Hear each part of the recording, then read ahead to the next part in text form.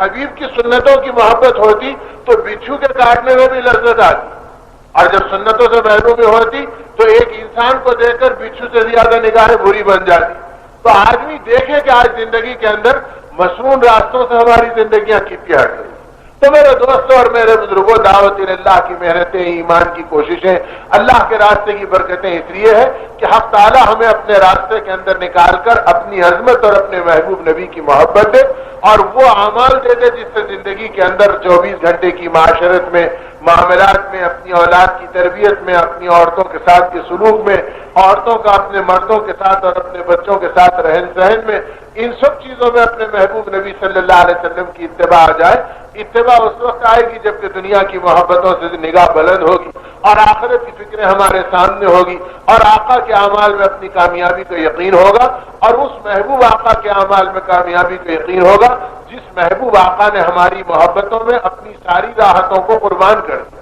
نہ رات کی راحتوں کو دیکھا، نہ دن کے چین کو دیکھا، نہ کانٹوں پہ چلنے کی تکلیفوں کو دیکھا، نہ پتھروں کے کھانے کی اذیتوں کو آپ نے سوچا۔ ان سب چیزوں کو آپ نے گوارا کیا، اور ہر چیز کے بدلے آپ نے اللہ سے مانگا تو ہم گناہگاروں کے لیے مانگا، اور اپنی امت کو یاد کیا، اور ہر قدم کے اوپر ہم ہی کو سامنے رکھ کر اپنے آپ کو چلایا، یہاں تک کہ اس بات کو بھی فرما دیا جب آپ سے پوچھنے والوں نے پوچھا کہ حشر کے میدان میں آپ سے ملاقات ہوگی تو کیسے ہوگی، فرمایا وہ دن تو نفسی نفسی کا دن ہوگا، سورج سروں پر ہوگا، ہر شخص پسینے میں شرابور ہوگا، جہیدی اولاد کو اس کی ماں بھی پہچاننے کے لیے تیار نہیں ہوگی، اور اس سے منہ لگانے کے لیے بھی وہ آمادہ نہیں ہوگی۔ میرے بھائی، انبیاء کی زبان پر یا ربی نفسی نفسی، اے ہمارے رب آج ہمارا کیا ہوگا، ہمارا کیا ہوگا، ہر ایک اپنے حال میں ڈوبا ہوا ہوگا۔ فرمایا اس وقت تمہارے نبی کا حال یہ ہوگا کہ میری زبان پر یا ربی امتی امتی، اے مولا آج میری امت کا کیا ہوگا، امت کا کیا ہوگا، میں اپنی امت کے لیے بے قرار ہوگا۔ اگر مجھے دیکھنا چاہو اور مجھ سے ملنا چاہو تو وہاں دیکھنا جہاں میری امت کے اعمال تل رہے ہوں گے، اور تمہارا نبی ان فکروں میں کھڑا ہوگا کہ میرے امتی کی نیکیوں کا پلڑا بھاری ہو جائے اور وہ جہنم میں جانے سے بچ جائے، یا تم مجھے وہاں دیکھ سکو گے جہاں میں پل صراط کے پاس ٹھہرا اپنے رب کو بڑے عاجزی اور لاڑ و پیار کے ساتھ پکار رہا ہوں گا، یا ربی سلم یا ربی سلم، اے میرے رب سلامتی کا معاملہ فرما دے، اور اپنی نبی کی آنکھوں کے سامنے اس کی امت کو کٹتا اور جہنم میں گرتا مت دکھا۔ میں اپنے امت کے پل کے پار ہونے کے لیے اپنے مولا کو منا رہا ہوں گا، یا پھر حوض کوثر پر اپنی امت کو آب کوثر پلا رہا ہوں گا۔ تو میرے بھائیوں اور میرے بزرگوں اور ہماری محترم ماں بہنوں، جس آقا کو قیامت کے میدان میں بھی ہمارے لیے بے قراری طاری ہو اور ہماری محبت میں وہ بے چین ہو، ہم نے آپ کی محبت کے لیے آپ کے اعمال کو نہیں پہچانا، آپ کی فکروں کو نہیں پہچانا، آپ کے راستے کو نہیں پہچانا، یہاں تک کہ امت اس حال پر آ گئی کہ آج بغیر کلمے کے ایک طبقہ مر رہا ہے، اور بغیر نماز جنازہ کے دفن ہو رہا ہے، اور کوئی ان کا پرسان حال نہیں ہے، اور ہم اپنے گھروں میں پڑے رہیں، اور ہم اپنے پیٹ بھرنے میں لگے رہیں، اور ہم اپنی ظاہری زیب و زینت میں چلتے رہیں۔ تو یہ راستہ نبی کریم صلی اللہ علیہ وسلم کی محبت کا اور آپ کی اتباع کا نہیں ہے۔ اللہ کرے کہ اللہ پاک ہمیں محبوب کی محبت کا سچا احساس دے دے، اور آپ کے اعمال کو اختیار کرنا اور ان فکروں پہ چلنا، اس کے لیے اللہ پاک نے دعوت کی راہوں کو کھولا ہے، ایمان کی محنتوں کو چلایا ہے، تاکہ اہل اللہ کی صحبتوں میں رہیں، اللہ والوں سے محبتوں کا خزانہ حاصل کریں، اور اللہ کے راستے میں اپنے سینوں کو اپنے نبی کی محبت سے آباد کریں، اور گلی گلی اپنے آقا کی اداؤں کو، ان کی قربانیوں کو، ان کی محنتوں کو، ان کے معجزات کی برکتوں کو سنا کر اور سمجھا کر اپنے دل میں بھی اس یقین کو بٹھائیں اور ان کے دلوں میں بھی اس یقین کو بٹھائیں۔ حق تعالیٰ اپنے کرم سے ہماری زندگیوں کو ایمان اور اعمال صالحہ کے لیے قبول فرمائے، اور ہماری اس مجلس کو ہماری حقانیت کا اتباع اور اعمال صالحہ پہ جمنے کا سبب بنائے، ہمارے دلوں کی پھٹن کو، ہمارے اندر کے فتن کو، ہمارے اندر کے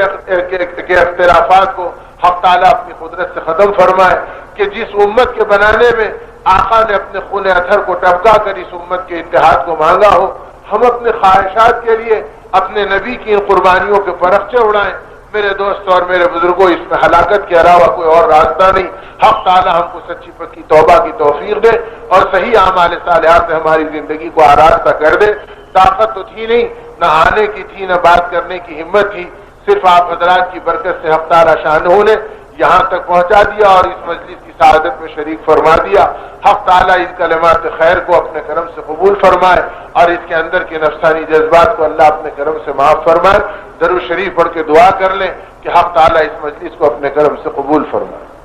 الحمدللہ رب العالمین والصلاة والسلام علی رسولہ الکریم جزا اللہ عنا محمدا صلی اللہ علیہ وسلم بما هو اہلہ۔ اللهم ربنا ظلمنا انفسنا وان لم تغفر لنا وترحمنا لنكونن من الخاسرين۔ اللهم يا حنان يا منان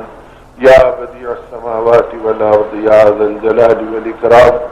يا حي يا قيوم برحمتك نستغيث۔ اللهم ارزقنا حبك وحب رسولك، حب من ينفعنا حبه عندك۔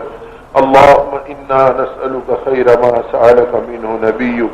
وحبيبك سيدنا ومولانا محمد صلى الله عليه وسلم، ونعوذ بك من شر ما استعاذك منه نبيك وحبيبك سيدنا ومولانا محمد صلى الله عليه وسلم۔ أنت المستعان وعليك البلاغ ولا حول ولا قوة إلا بالله العلي العظيم۔ اے اللہ ہمارے گناہوں کو معاف فرما، ہمارے قصوروں کو درگزر فرما۔ اے اللہ آپ کا کھا کر آپ کا پی کر، اے اللہ آپ کے نبی کی غلامی میں آپ کی طرف سے داخل ہو جانے کے باوجود ہم نے آپ کے ساتھ آپ کی نعمتوں کو لیتے رہے اور اپنی بغاوتیں دکھاتے رہے۔ مولا ہمارے ظلم عظیم کو اور جرم عظیم کو اپنی دریائے رحمت سے معاف فرما دے۔ اے اللہ جس پیارے اور لاڈلے نبی صلی اللہ علیہ وسلم نے اپنا خون بہا کر ہمارے خون کی حفاظت مانگی ہو، مولا ان کی اتباع کی توفیق ہمیں عطا فرما دے۔ جو ہمارا خون بہا کر اپنے سینوں کی ٹھنڈک جانتے ہیں، ان دشمنوں کو دیکھ دیکھ کر جو آنکھیں بے نور ہو گئی ہے اور جن کے تذکرے کر کر کر جو زبانیں بے وزن ہو گئی ہیں، اے اللہ اپنے کرم سے اس نحوست سے ہماری زندگی کو پاک فرما، اور اے اللہ اپنے حبیب کی محبتوں والے راستے کی برکتوں سے ہماری زندگی کو آباد فرما۔ مولا تیرے حبیب کی امت بڑے نازک دو راہے پر ہے، اے اللہ کشتی بڑے مجدھار میں پڑی ہے، شمالاً جنوباً شرقاً و غرباً، اے اللہ کہیں کوئی کنارہ سہارے کا نظر نہیں آتا۔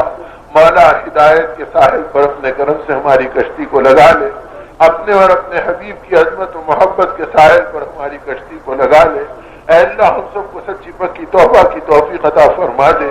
اے اللہ وہ رسوا ہمیں نصیب فرما، اے اللہ وہ مبارک اعمال کا راستہ ہمیں مقدر فرما جس پہ چل کر ہم تیرے نگاہوں کے اندر اے اللہ قبول ہو جائیں، اور اے اللہ تیری غیبی مددوں کا راستہ ہمارے لیے کھل جائے۔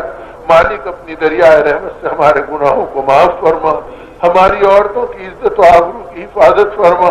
اے اللہ ہماری جوان بیٹیوں کی حیا کی حفاظت فرما۔ اے اللہ جس سیرت کے نتیجے میں حیا آتی ہو، جس سیرت کے نتیجے میں اخلاق حسنہ زندہ ہوتے ہوں، مالک اس سیرت پاک اس کی اتباع کی ہمیں توفیق عطا فرما۔ وہ لاڈلی نبی زادی اور وہ جنت کی عورتوں کی سردار سیدہ فاطمہ رضی اللہ تعالی عنہ، وہ تو دنیا سے پردہ فرمانے کے بعد بھی شرم و حیا کا اظہار کرا گئی اور کہا میرے جنازے کو رات کے اندھیرے میں دفن کر دینا تاکہ غیر محرموں کی نگاہ میرے جنازے پر بھی پڑنے نہ پائے۔ اور مولا آج تیرے حبیب کی امت کی کتنی بیٹیاں ہیں جو سڑکوں کو کھلونا بن گئی، جو شیطان کی نگاہوں کا تیر بن گئی اور لوگوں کے ایمان کے لوٹنے اور لٹانے کا سبب بن گئی۔ اے اللہ اپنے غضب کو ٹھنڈا فرما، ہمارے قصوروں کو معاف فرما، ہماری ان غفلتوں پر ندامت اور توبہ کی توفیق عطا فرما۔ اے اللہ اپنے کرم سے اس مجلس کو ہم سب کے لیے نجات کا اور دعوت اللہ کے وجود میں آنے کا، اور اے اللہ تیری راہ کی محنتوں کے اے اللہ سرخرو ہونے کا اپنے کرم سے ذریعہ فرما دے۔ اے اللہ ہمارے بیماروں کو صحت عطا فرما، پریشان حالوں کی پریشانیوں کو دور فرما، مقروضوں کے قرضوں کو غیبی خزانوں سے ادا فرما، جتنے ناجائز مقدمات میں گرے ہیں مالک ان کی رہائی کا سامان فرما۔ اپنے کرم سے حضرت محمد صلی اللہ علیہ وسلم کے صدقے و برکت سے ہماری دعاؤں کو قبول فرما۔ وصلی اللہ تعالی علی خیر خلقہ ونور عرشہ محمد وآلہ وصحبہ اجمعین برحمتک یا ارحم